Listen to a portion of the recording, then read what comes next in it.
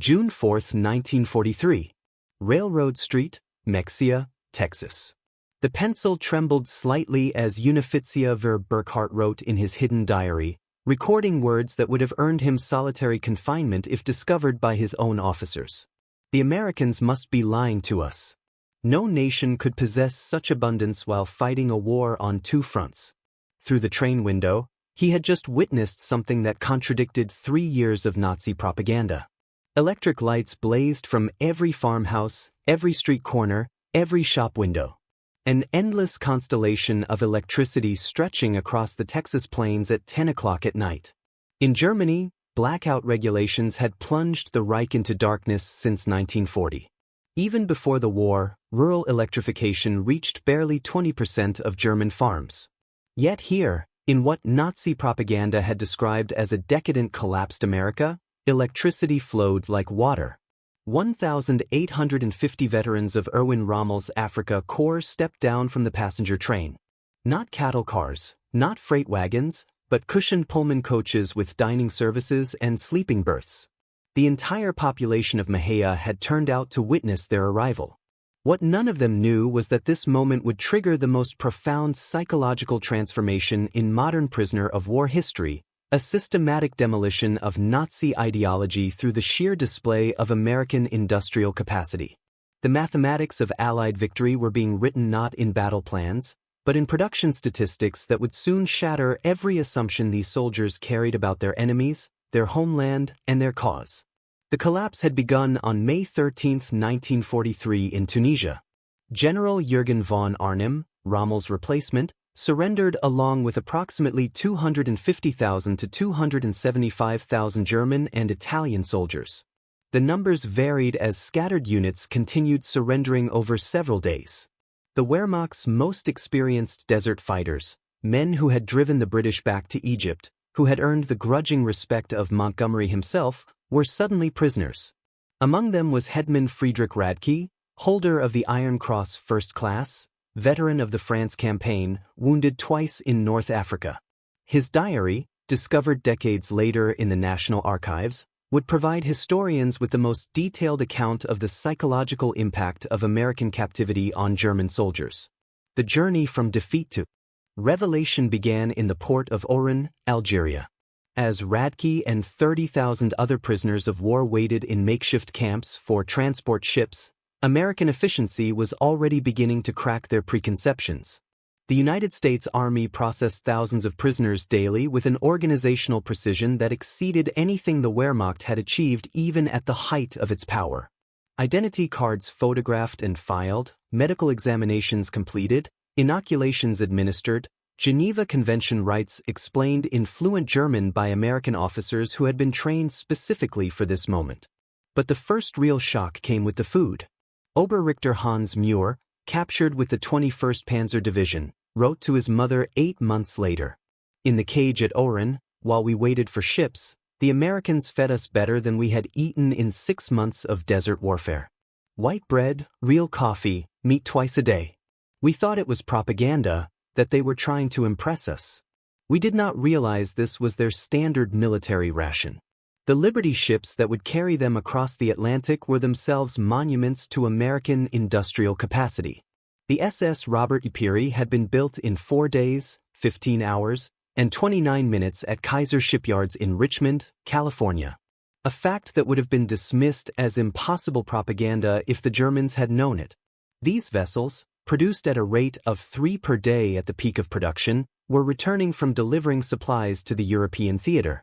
Rather than sail back empty, they carried human cargo up to 30,000 prisoners of war per month by summer 1943. The 2-week Atlantic crossing in July 1943 provided the second phase of psychological demolition. Feldwebel Kurt Zimmermann of the 90th Light Division kept a detailed account that survived in letters to his family after repatriation. The ship's crew, he noted, disposed of more food waste each day than his entire company had received in weekly rations during the final months in Africa. The American sailors threw away half-eaten steaks, whole loaves of bread, gallons of milk that had sat too long, Zimmermann wrote. They did this openly without thought, not to mock us, but because to them this waste meant nothing. Their supply was limitless. The ships themselves became floating classrooms in American power. Prisoners discovered that the vessel carrying them was one of 2,710 Liberty ships that would be built during the war, each one requiring 250,000 parts assembled from components manufactured in 32 states. The engines, they learned from talkative American guards, were built in 3 separate factories, each producing 900 horsepower cylinders that were then assembled in ports that had barely existed 2 years earlier. Lieutenant Colonel Wilhelm von Stobern, whose aristocratic Prussian family had served in every German war since Frederick the Great, would later write in his memoirs, "As our ship approached the American coast, I watched the radar antenna rotating above the bridge.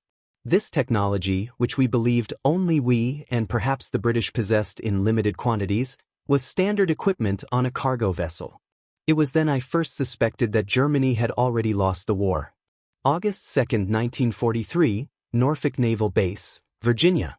The first sight of America shattered the last remnants of Nazi propaganda about American industrial weakness.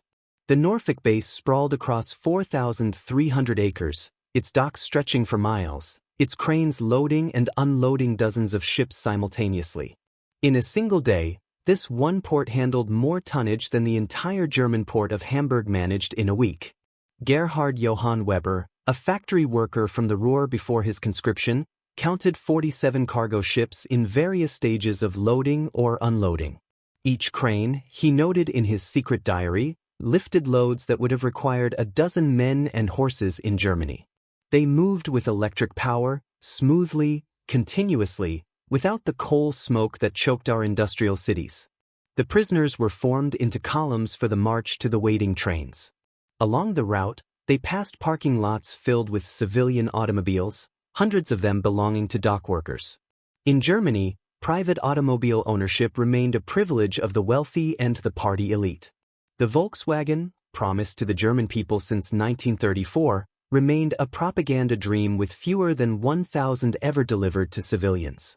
Here, ordinary laborers drove to work in their own cars. But nothing prepared them for the trains themselves.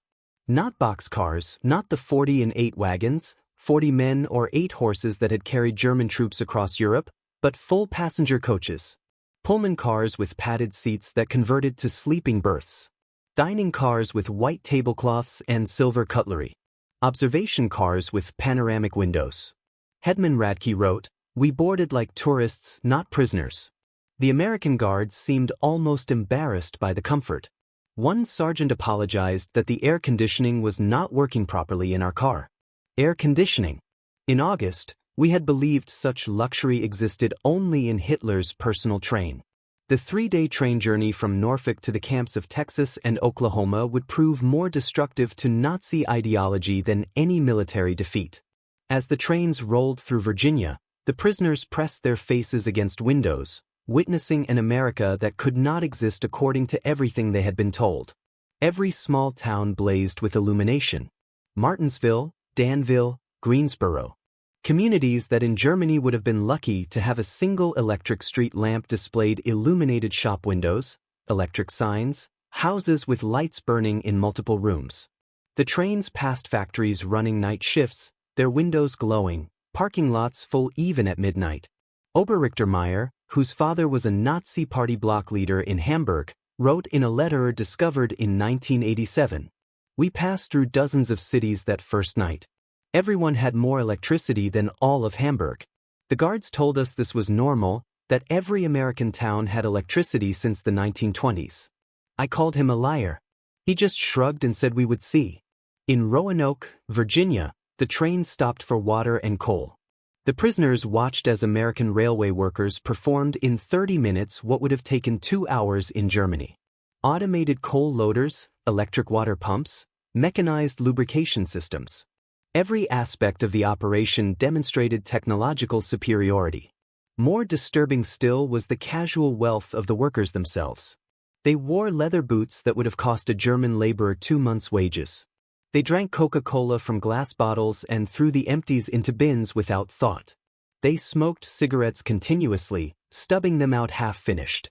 Feldwebel Heinrich Müller, an electrical engineer from Siemens before the war, calculated that the single railway yard they stopped in used more electricity in 1 hour than his entire district in Berlin used in a day. The waste was magnificent, he wrote. They left lights burning in empty buildings. Electric fans ran in vacant rooms. It was the carelessness of infinite resource. As the trains crossed into Tennessee and Kentucky, the prisoners encountered American industrial power in full display. Through the windows, they watched endless factories, each one larger than anything most had seen in Germany. The Alcoa aluminum plant in Tennessee stretched for 3 miles along the river, its electric furnaces consuming 175,000 kilowatts of power, more than the entire city of Munich. Near Louisville, the trains slowed as they passed the rubber town complex, where synthetic rubber plants had sprung from empty fields in just 18 months. 4 massive facilities, each employing thousands of workers, producing 800,000 tons of synthetic rubber annually. Germany, despite inventing the process, had never managed more than 120,000 tons in its best year. Oberleutnant Erich Hoffmann, a chemist from IG Farben, understood the implications immediately. In a post-war interview, he recalled, "I knew those plants. I could see the distillation columns, the catalytic crackers. Each facility was more advanced than anything we had built, and there were 4 of them just in this one location. They told us there were dozens more across the country." The trains passed Ford's Willow Run plant outside Detroit, visible from miles away. This single factory, built in just 9 months, produced a B-24 Liberator bomber every 63 minutes. At peak production, 42,000 workers assembled bombers from 1,550,000 parts manufactured by 1,500 subcontractors. The plant consumed 2.5 million square feet of floor space and used more electricity than the entire German city of Cologne. Hauptmann Wörl, a Luftwaffe pilot shot down over Tunisia, pressed his face against the window as they passed. He counted 17 B-24s in various stages of completion visible from the train. We had been told American planes were inferior, hastily built, would fall apart in combat, but I could see the precision of the assembly lines, the quality of the construction. These were not inferior aircraft. They were simply built faster than we could imagine possible. The deeper the trains penetrated into America, the more complete became the destruction of Nazi mythology. In St. Louis, they crossed the Mississippi River on the Eads Bridge, while below them, barges carried more grain than the entire German harvest of 1942. The prisoners could see grain elevators stretching along both banks, each one holding enough wheat to feed a German city for months. Unteroffizier Karl Schmidt, a farmer's son from Bavaria, wrote in his diary, "The Americans transport food as we transport ammunition in endless quantities without concern for loss. I watched them loading a single barge with enough wheat to feed my entire village for 5 years. The crane operator was eating a sandwich with meat thicker than our weekly ration." In Kansas City, the train stopped at a massive stockyard where tens of thousands of cattle waited for slaughter. The smell of meatpacking plants filled the air for miles. German prisoners of war who had subsisted on 200 grams of meat per week in Africa when lucky watched American workers eating beef sandwiches during their lunch break. "They ate meat like we ate bread," wrote Gefreiter Paul Fischer. No, that is wrong. They ate meat like we wished we could eat bread. The guard bought us hamburgers from a stand near the station. Meat, cheese, vegetables on white bread for 15 cents. He bought 20 of them without thinking, paid with a single dollar bill. This was not special. This was their normal food. The arrival at the camps themselves provided the next level of cognitive demolition. Camp Hearn, Texas, built in just 4 months, housed between 3,000 and 4,800 prisoners in conditions that exceeded what most had known as civilians. Wooden barracks with electric lights, flush toilets, hot showers, and steam heat. Each building constructed with more lumber than entire German villages possessed. The camp hospital astounded the medical personnel among the prisoners. Lieutenant Colonel Dr. Friedrich Bauer, chief surgeon of the 164th Light Division, found himself in a facility better equipped than most German civilian hospitals. X-ray machines, surgical equipment, pharmaceutical supplies that had been unavailable in Germany since 1941. All standard provision for enemy prisoners. They had penicillin, Dr. Bauer would later testify, this miracle drug that we had only heard rumors about. They used it freely, even on prisoners with minor infections. German soldiers were dying for want of basic sulfur drugs, and the Americans were giving us their most advanced medicine without hesitation. The camp kitchen became another classroom in American prosperity.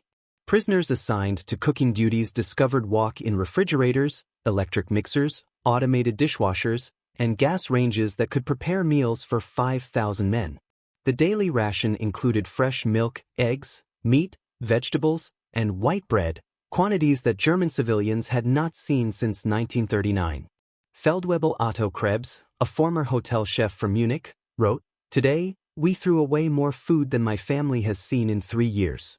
Not spoiled food, simply excess." The American regulations require we prepare 10% more than needed to ensure every prisoner receives full rations. The surplus is discarded. I wept as I threw perfectly good bread into the garbage. By September 1943, the labor shortage in American agriculture led to the employment of prisoners of war in fields and factories across the country.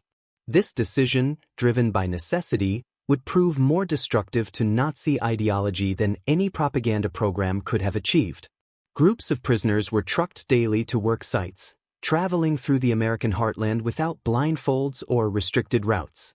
They saw everything: the endless fields of corn and wheat, the factories running 3 shifts, the shops full of goods, the parking lots full of cars, the houses with refrigerators and radios. At a cotton gin outside Houston, Unteroffizier Herbert Lang watched a single machine process more cotton in 1 hour than his entire village could have handled in a month using traditional methods. The gin was powered by electricity from the Colorado River Authority, part of a rural electrification program that had brought power to 90% of Texas farms by 1943. The farmer who owned the gin was nobody special, Lang recorded. Not aristocracy, not a party member, just a farmer. Yet he had electricity, running water, a truck, a car, and a tractor. His workers, including the African Americans, ate lunch from boxes containing more food than German workers received in a week. And this was normal. Every farm we passed was the same. In Nebraska, prisoners worked in sugar beet fields, witnessing agricultural mechanization that defied comprehension. A single combine harvester, they learned, could do the work of 100 men. The fields stretched to the horizon, each one larger than entire German counties.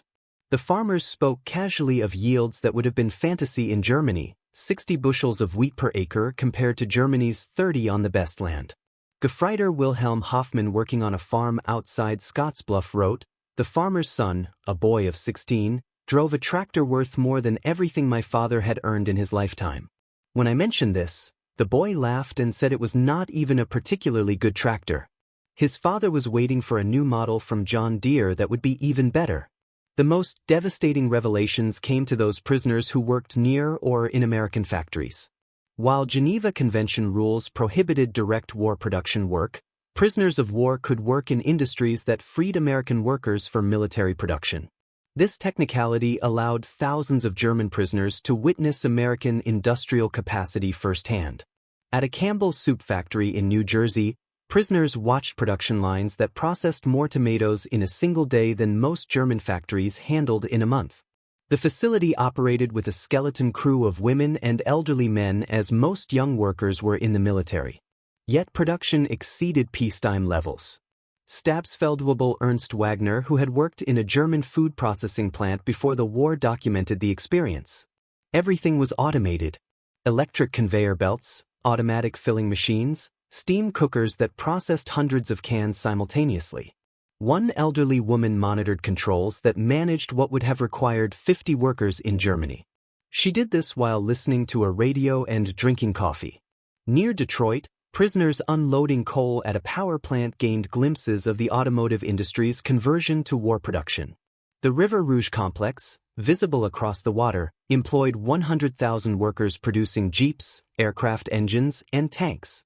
The plant consumed 1.5 million kilowatts of electricity daily, more than the entire city of Hamburg. "We could see the parking lots," wrote Oberrichter Franz Kellner. "Thousands of cars belonging to workers. Workers in Germany. Even our officers rarely owned cars. Here, factory workers drove to work. The guard told us many workers owned 2 cars, one for work, one for family use. We thought he was mocking us. By winter 1943, the cumulative impact of these observations was producing what American intelligence officers called ideological collapse syndrome among the prisoners. The Special Projects Division, the secret re-education program run by the Provost Marshal General's office, documented increasing numbers of prisoners requesting access to American newspapers, books, and educational materials. Major Paul Noellen, a member of the monitoring team, reported in December 1943. The prisoners no longer argue when shown production statistics. They have seen too much. The most fanatical Nazis have become quiet. They still maintain loyalty to Germany, but no longer speak of victory. Many openly question what they were told about America. The camp newspapers produced by prisoners themselves began reflecting this transformation.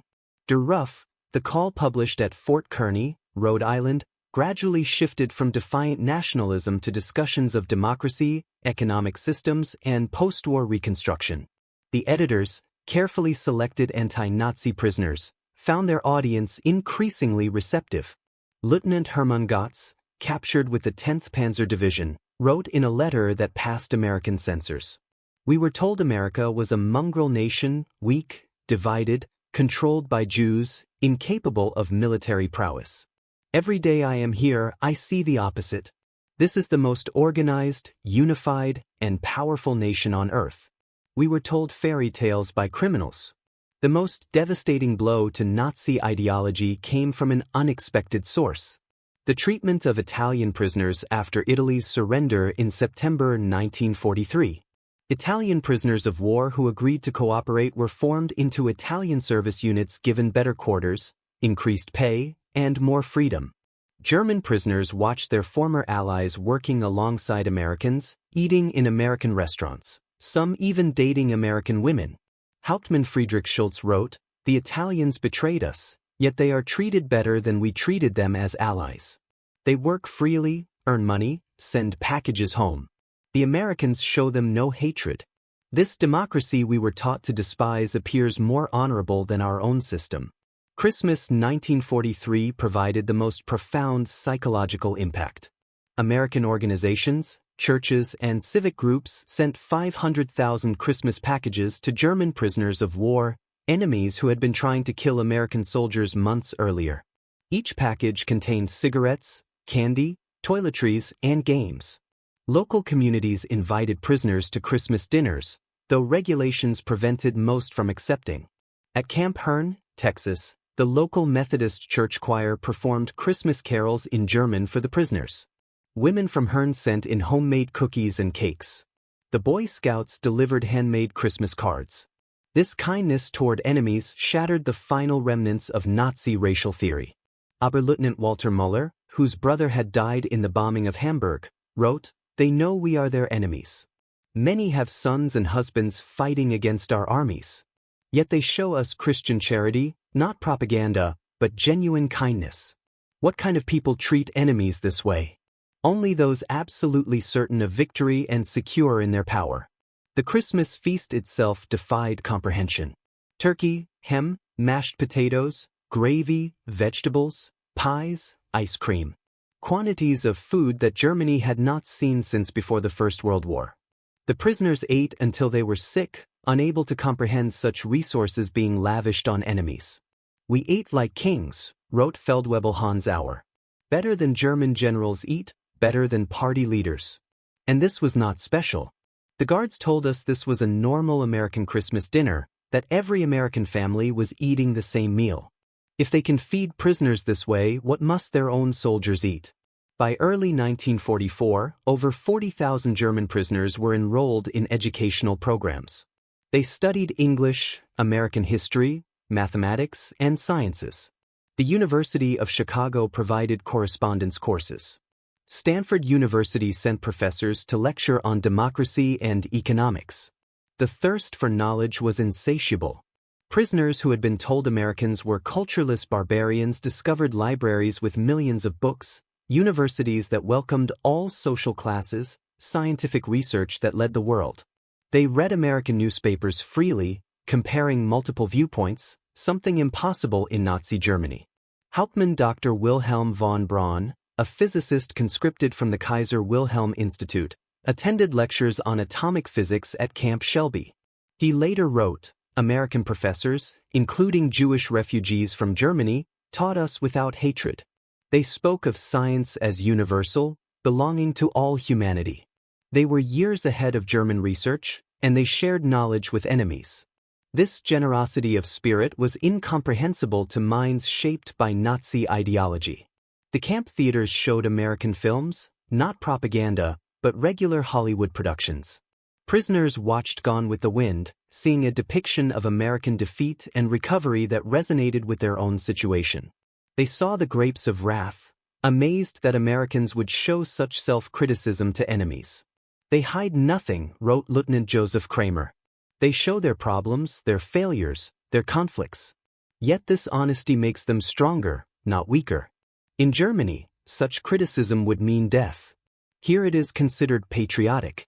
Spring 1944 brought expanded prisoner labor programs as American production reached its peak. German prisoners of war worked in canneries, mills, and fabrication plants, witnessing the full might of American industrial capacity. The numbers told a story that no propaganda could counter. At the Higgins Boat Factory in New Orleans, prisoners unloaded steel that would become landing craft for D-Day. They watched as workers assembled 700 boats per month, each one requiring 20,000 parts. The factory employed 20,000 workers, including thousands of women who operated cranes, welded hulls, and managed production lines.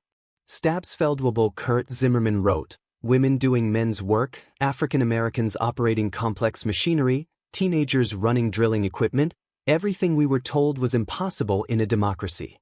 Yet production never stopped. 3 shifts, 24 hours, 7 days a week. They produced more boats in a month than our entire Navy built in a year.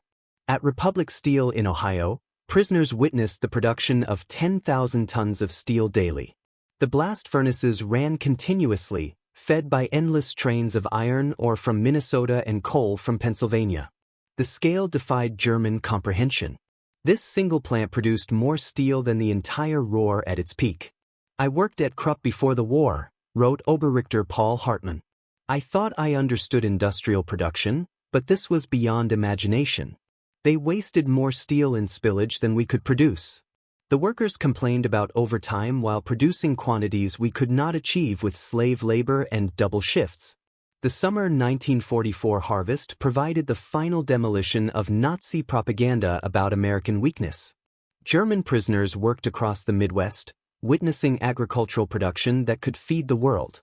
In Kansas, they watched wheat harvests where single farms produced more grain than entire German provinces.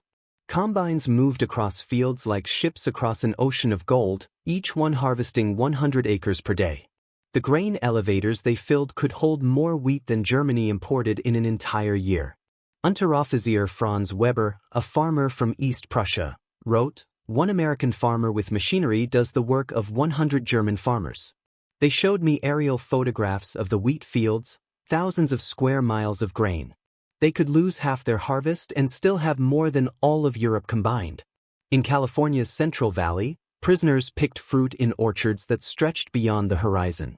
They watched as perfectly good fruit was discarded for minor blemishes, fruit that would have been treasured in Germany.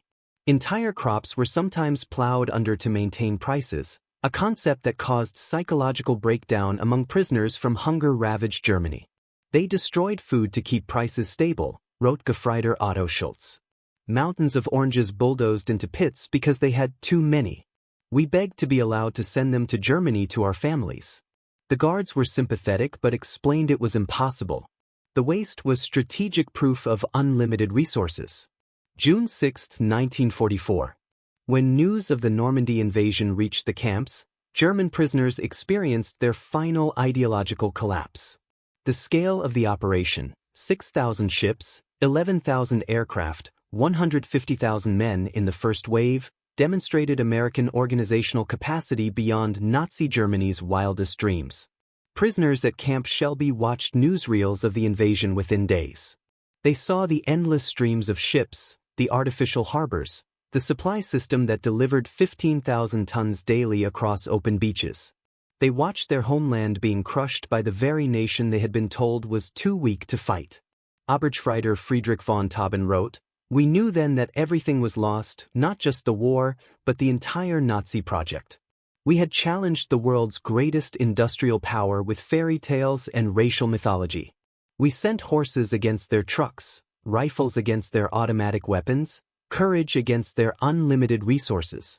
Throughout their captivity, German prisoners experienced something that challenged Nazi ideology more than any material wealth: American humanity. Despite propaganda depicting Americans as weak and sentimental, prisoners of war discovered a people secure enough in their strength to show mercy. When Gefreiter Hans Müller's son died in the Hamburg bombing, the American camp commander personally delivered the Red Cross message and offered condolences.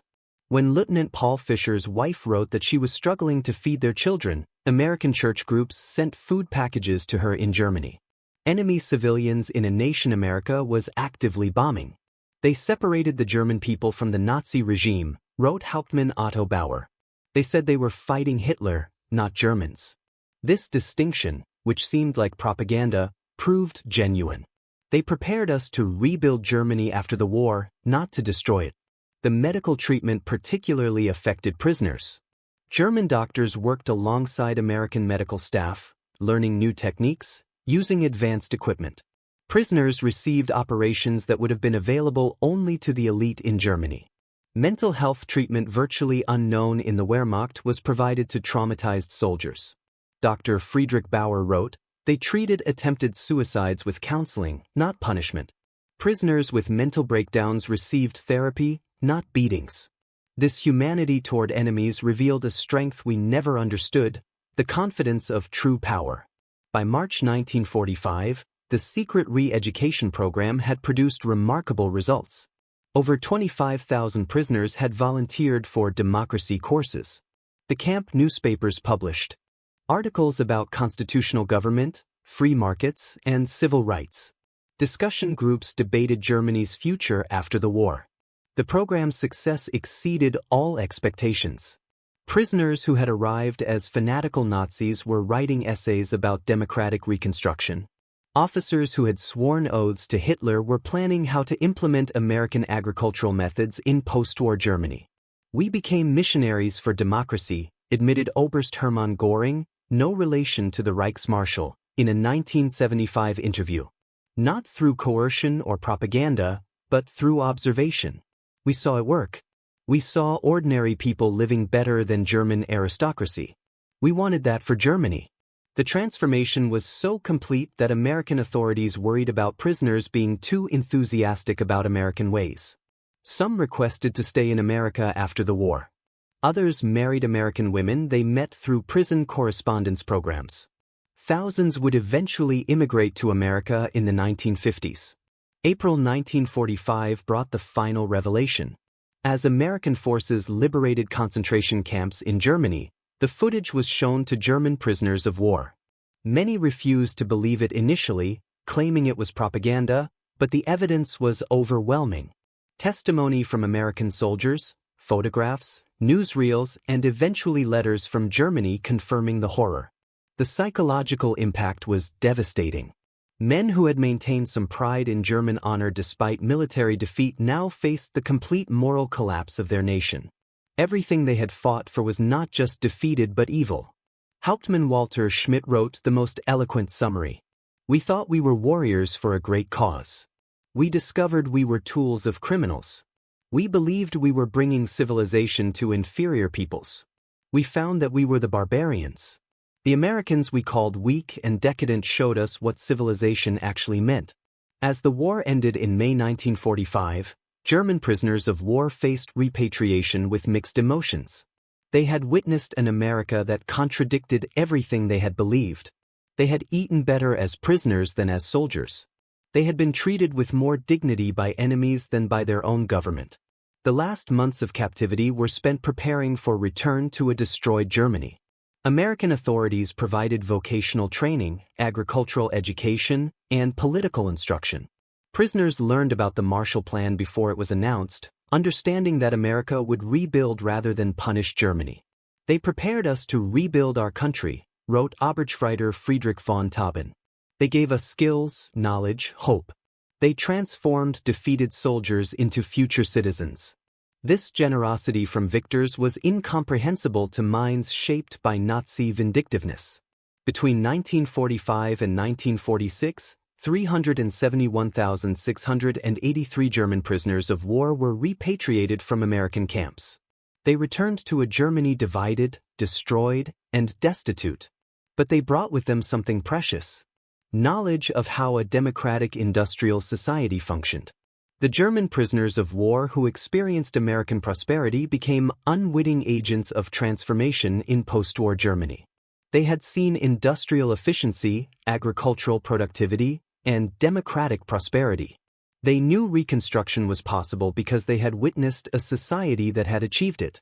Many former prisoners of war rose to prominence in West Germany's Reconstruction. Hans Kroll, prisoner at Camp Shelby, became West German ambassador to the United States. Walter Hallstein, who taught classes at Camp Koch, became president of the European Commission.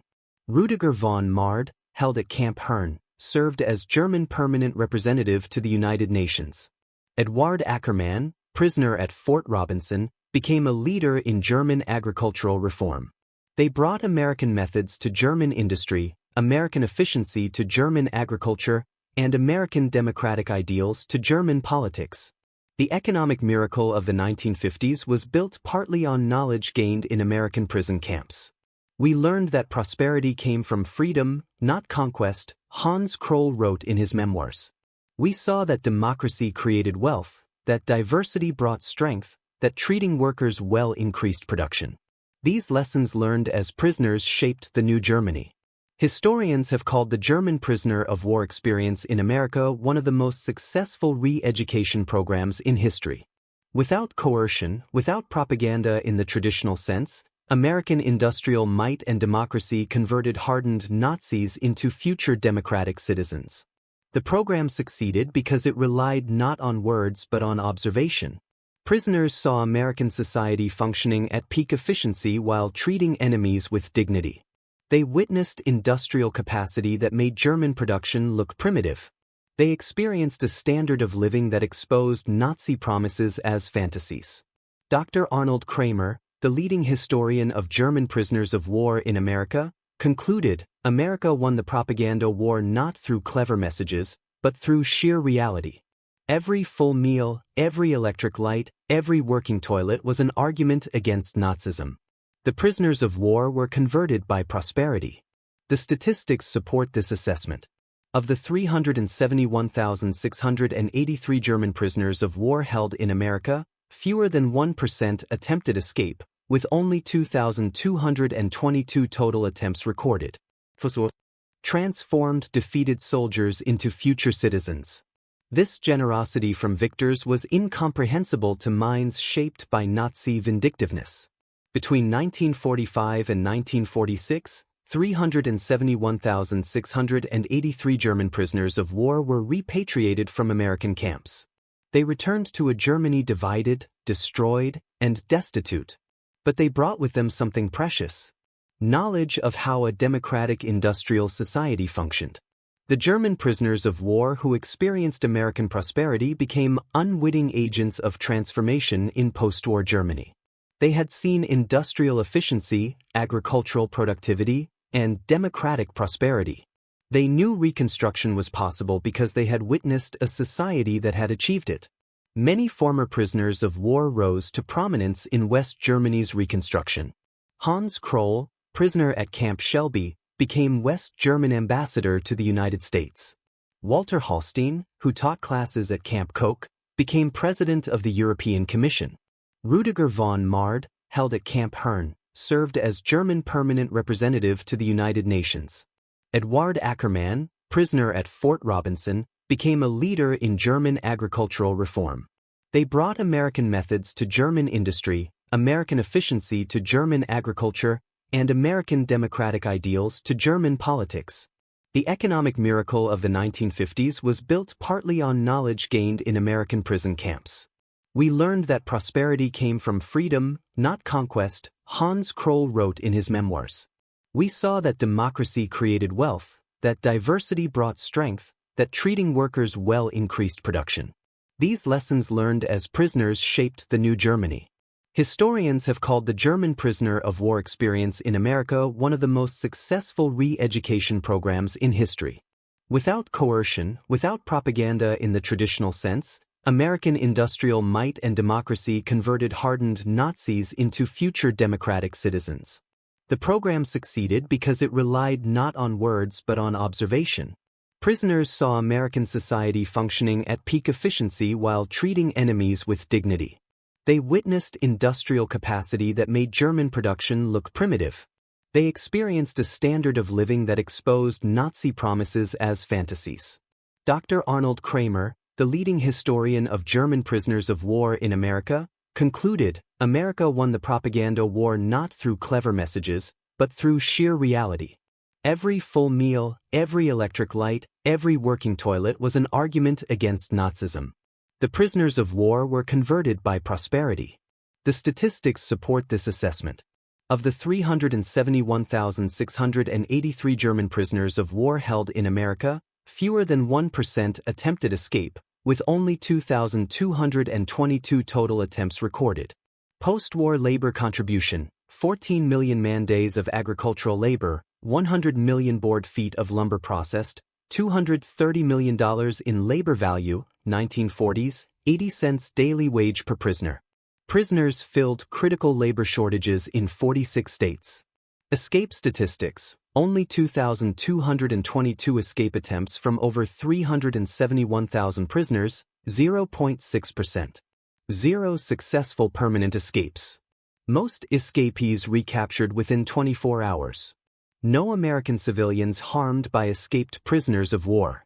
Educational programs: more than 40,000 enrolled in educational courses, 135 camp newspapers published, 30,000 taking English classes, 15,000 in vocational training, university correspondence courses for 8,000. Post-war immigration: approximately 5,000 former prisoners of war immigrated to the United States after the war. 12,000 maintained correspondence with American families. Average correspondence surveys showed that 95% rated their treatment as good or excellent. Most remarkably, thousands maintained correspondence with American families for decades after the war. In 1985, on the 40th anniversary of the war's end, surviving German prisoners of war held a reunion in Austin, Texas. Over 500 former prisoners returned to America, many bringing their families to show them where their transformation had begun. Former Oberrichter Hans Vea, who had been held at Fort Robinson, Nebraska, and later returned to become a physician in Georgetown, Maine, spoke at the reunion. Life in the camps was a vast improvement for many of us who had grown up in cold water flats in Germany. We discovered running water, central heating, and abundant food. But more than that, we discovered dignity. Former Stabsfeldwebel Kurt Meyer, who had worked on farms in Iowa, added, "The farmers treated us not as enemies, but as young men far from home. They shared their meals, their knowledge, sometimes their homes. This humanity from people whose sons were fighting against us. This changed us forever." At the 1985 reunion dinner, former Oberst Hermann Gotz, then 78 years old, delivered the keynote address that captured the essence of the transformation. We came to America as enemies, as Nazis, as believers in a lie. We left as friends, as Democrats, as men who had seen the truth. America showed us that strength comes not from conquest, but from production, not from hatred, but from diversity, not from tyranny, but from freedom. We witnessed the arsenal of democracy at full production. We saw farmers who produced food for the world, workers who built the tools of victory, and citizens who treated enemies with dignity. We learned that America's true weapon was not its bombs or tanks, but its inexhaustible capacity for creation and its unshakable confidence. We returned to Germany with a mission to build a society that could create rather than destroy, that could prosper through peace rather than war. The Germany that rose from the ashes was built on lessons learned in American prison camps. We who came as conquerors left as students. To America from your former enemies, now your friends. Thank you for showing us the way. The auditorium erupted in standing ovation. Americans and Germans together, former enemies united in recognition of a transformation that had seemed impossible when those first trains rolled into Texas in June 1943. The magnitude of the German prisoner of war experience in America can be measured in stark statistics that reveal both the scale of the operation and its remarkable success. Camp infrastructure, over 500 camps across 45 states, every state except Nevada, North Dakota, and Vermont. 175 main camps with 325 branch camps. Camps built to house from 250 to 12,000 prisoners each. Construction completed in average of 90 days per camp. Prisoner population 371,683 German prisoners of war, part of 425,871 total Axis prisoners of war. Peak population in May 1945. Average of 20,000 new arrivals monthly in 1943, 30,000 monthly after D-Day, 60,000 monthly in final months of war. Duration 3 years. Many returned as tourists or business partners. Treatment assessment, 95% rated treatment as good or excellent. 74% believed captivity positively changed their worldview. 61% expressed interest in learning about democracy. Less than 10% maintained strong Nazi beliefs by 1945. The German prisoners of war who experienced American industrial might did not just witness history. They were transformed by it. Their captivity became education. Their defeat became enlightenment. And their imprisonment became liberation from the ideological chains of Nazism. In the end, America's greatest victory was not on the battlefield, but in the prison camps, where overwhelming evidence of democratic prosperity accomplished what armies could not. The complete transformation of enemy minds. The prisoners of war had arrived believing in German superiority and American weakness. They left knowing the truth. American industrial might was not just overwhelming. It was incomprehensible to minds shaped by scarcity and tyranny. The trains that had brought them into captivity in 1943 had carried warriors of the Third Reich. The ships that returned them to Germany in 1946 carried architects of democracy. They had seen the future and it worked. Their story stands as testament to a profound truth. The most powerful weapon in America's arsenal was not military might, but the simple, overwhelming evidence of a free society's capacity to create abundance. The German prisoners of war were stunned by American industrial might, but ultimately they were converted by it. In their transformation lay the seeds of Europe's post-war redemption and the final defeat of the Nazi dream. They returned to Germany not as defeated enemies, but as witnesses to what free societies could achieve. The economic miracle that transformed West Germany in the 1950s was built on foundations laid in American prison camps, where enemy soldiers learned that prosperity came not from conquest, but from freedom, not from racial superiority, but from human dignity, not from totalitarian control, but from democratic cooperation.